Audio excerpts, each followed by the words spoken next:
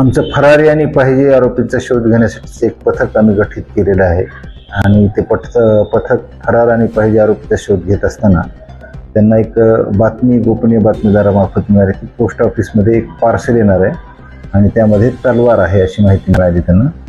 त्यामुळे मग त्यांनी त्या भागामध्ये सापळा रचला आणि दिलेल्या माहितीनुसार रेहान शेख सलीम हा एक आणि त्याच्याबरोबर एक अल्पवयीन असे दोघंजण त्या ठिकाणी आले आणि त्यांनी ती पार्सल ताब्यात घेतलं. त्यामध्ये बघितलं तर एक तलवार मिळून आली. तलवार आपण जप्त केलेली आहे आणि त्याबरोबर त्याच्या घरी अजून एक तलवार असल्याचं त्यांनी सांगितलं. मग घरी शोध घेतला असता दुसरी तलवार मिळाली.